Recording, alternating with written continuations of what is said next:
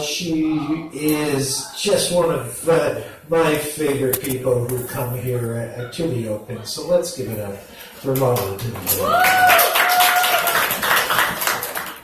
And tonight, I'm going to take you onto a trip through my world, where I wish I could write pretty poems about unicorns sprinkled with fairy dust, majestic butterflies, beautiful sunsets, first kisses, holding hands, and growing old with the love of my life. I don't write pretty poems because the issues of my life outweigh the prettiness of theirs.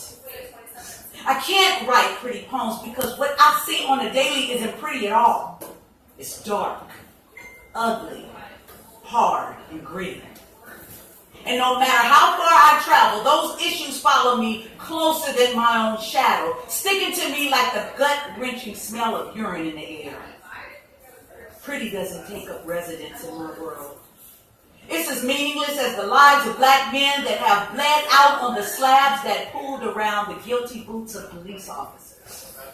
As useless as the craving for Skittles and Arizona tea that is harder to swallow than the unanimous decision to stand your ground while being left to die on the ground.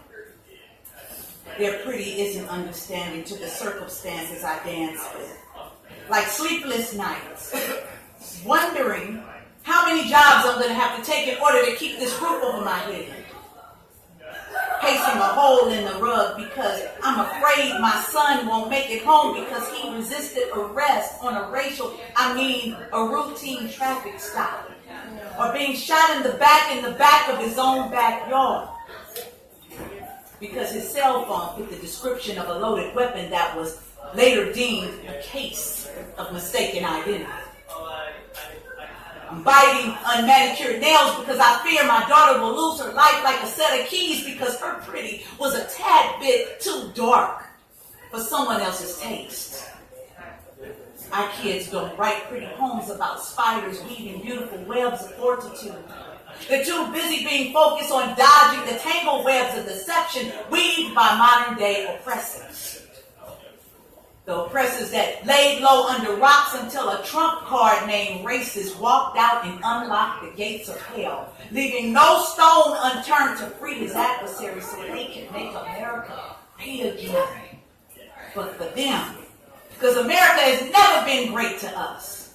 They snatched us from the arms of the motherland to unleash their pretty ugliness on our backs and slip knots around our necks, giving us enough rope to hang ourselves at the dirty hands of their hatred. I don't write pretty poems. I write poems of realness. Real like our neighborhoods, our music, and our food they so anxiously desire to gentrify.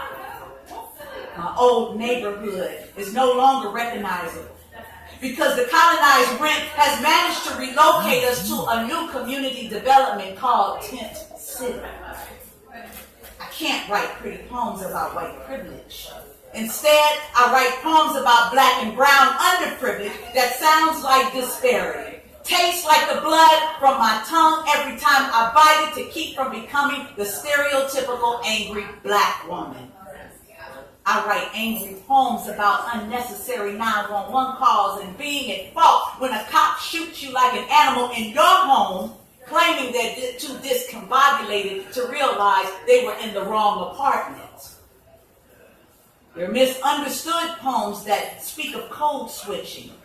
Don't know what that is? Stay tuned. I'm going to write a poem about that too. I wish I could write pretty poems that speak of magical moments and man in the moon. But as long as I'm black living in America, a pretty poem will never be written by the ugly ink that bleeds from my ugly pen. That's that first piece. A lot of people tend to think that I am angry, and I am. So here's this one piece that's quite angry. I hate you so much right now that it hurts. But sometimes it feels good to hate you. Just like it did yesterday. To let those words loose from my lips and those thoughts run wild in my mind gives me a temporary freedom for a limited time. It was the euphoric adrenaline rush that kept me from feeling guilty for loving you for as long as I did, for as hard as I did.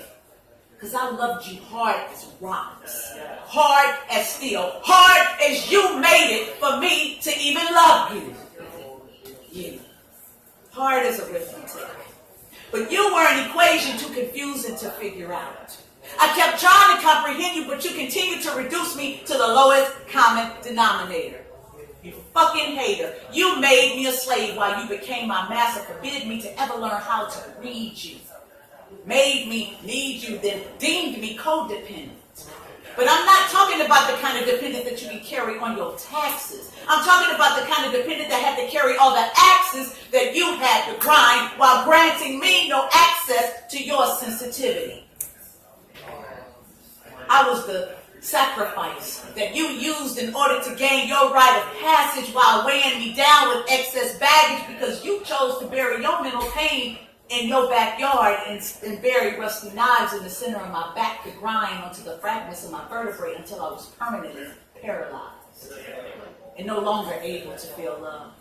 Because hate is now the only feeling that overrides the numbness and supersedes the dejection that simmers inside.